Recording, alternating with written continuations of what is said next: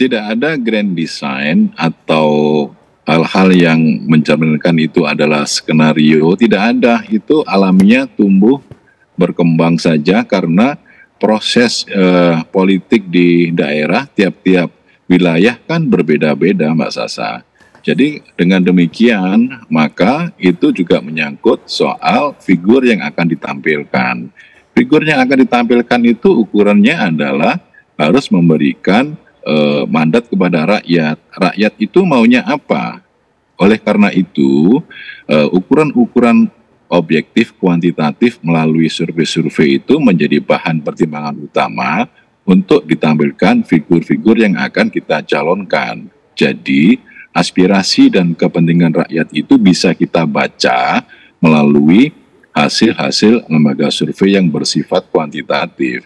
Jadi ukuran-ukuran itulah yang menjadi dasar pertimbangan proses pencalonan pasangan calon. Kalau kemudian di beberapa wilayah ada yang tidak bersama PDI Perjuangan, tapi juga banyak yang bersama dengan PDI Perjuangan. Jadi ini tidak bisa digeneralisasi bahwa koalisi Indonesia Maju versus PDI Perjuangan, tidak seperti itu konteksnya. Konteksnya adalah bahwa ini menjadi bagian dari proses politik daerah masing-masing yang konfigurasi politiknya ada yang sama, ada yang berbeda, dan juga itu menjadi bagian dari proses persamaan atau seleksi kepemimpinan di daerah masing-masing yang memiliki karakteristik yang berbeda satu dengan yang lainnya. Baik. Oleh karena itu, kita akan melihat bahwa warna-warni proses pencalonan ini juga ditentukan oleh warna-warni bendera partai. Gitu. Banyak juga dari kami Partai Amanat Nasional kerjasama atau koalisi dengan PDI Perjuangan. Itu menjadi cerminan bahwa proses politik di daerah itu ditentukan oleh konfigurasi di daerah masing-masing. Baik. Tidak ditentukan bahwa itu menjadi grand design dari pemerintah pusat. Tidak seperti itu. Baik, sesaat lagi saya akan bahas pemirsa ketika Kim Plus bergerak begitu gencarnya, begitu masifnya. Taruhlah bahwa PDIP terdesak. Apa yang dilakukan? Apa mau tidak mau berkoalisi dengan partai yang dianggap bagai minyak dengan air? PKS menjadi pilihan yang harus diambil PDIP? Sesaat lagi. Pak Nursirwan, kalau sudah ada Kim Plus dengan koalisi yang gemuk tadi, mau tidak mau strategi paling jitu harus diambil oleh PDIP. Berkoalisi salah satunya. Nah, untuk Jakarta ini mungkin tidak sih berkoalisi dengan PKS? Katanya sempat dikatakan ini bagai minyak dengan air. Tapi kalau memang pilihannya seperti ini, mungkin diambil oleh PDIP tidak? Ini kan masih ada waktu 1 minggu. Ya. 2 minggu. 2 minggu lah sampai nanti batas akhir penyampaian di Komisi Pemilihan Umum Daerah. Berikan kesempatan dinamika ini berjalan sekitar 2 minggu ini. Dilihat saja nanti perkembangannya seperti apa.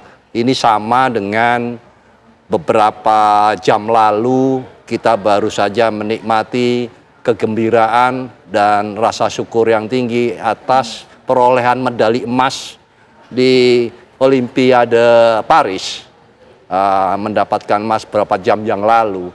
Dan kita melihat bahwa si Fredrik ini berjuang dari mulai babak awal pendahuluan, ya, ngelawannya banyak para pemain top dan sampai kepada babak final, ya tentu dia mendapatkan medali emas kan bukan sendirian, ya.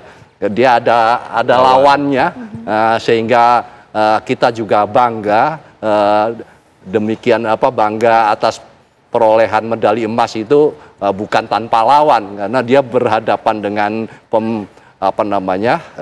dari China itu. Kita banggalah mendapatkan hasil dan ada lawan. Demikian pula mudah-mudahan nanti di dalam pilkada nanti kelak semua beberapa calon itu tidak hanya satu untuk sampai kepada kemenangan setelah melewati proses yang demikian rumit. Jadi saya anggap bahwa ini nanti masih ada 2 minggu dan kita nantikan saja, dan kita tidak bisa mengambil kesimpulan saat ini. Biarlah nanti proses ini berjalan dahulu. Dan ini semua adalah berjuang untuk memberikan pilihan-pilihan kepada rakyat. Demikian. Bang Viva, intinya bahwa di sini Pak Nur Syirah mengatakan PDIP ini masih kalem-kalem aja. Belum ada nama yang kemudian secara firm diusung atau mungkin dimunculkan untuk beberapa wilayah di Indonesia dalam pilkada serentak. Berbeda hal dengan Kim ya, tampaknya ini sudah mendahului ini. Ini bagaimana? Ya, kami tidak boleh ikut campur urusan internal PDI Perjuangan karena itu menjaga fatsun politik.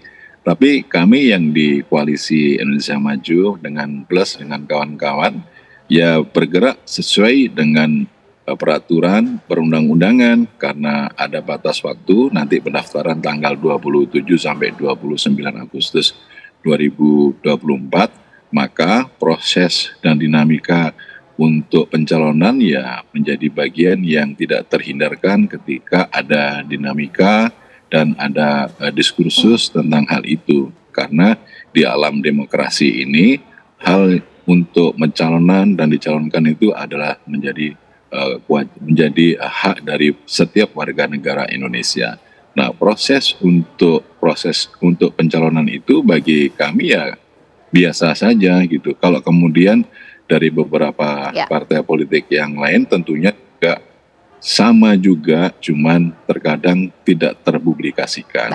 Intinya bahwa ini adalah bagian dari demokrasi, tidak ada penjagalan dan tidak boleh ada playing victim karena dalam proses demokrasi ini serba transparan, terbuka, masyarakat melihat bagaimana proses dan dinamika yang terjadi, dan kami merasa bersyukur bahwa satu hal penting, setiap partai politik mengusung kader terbaiknya di dalam pilkada ini.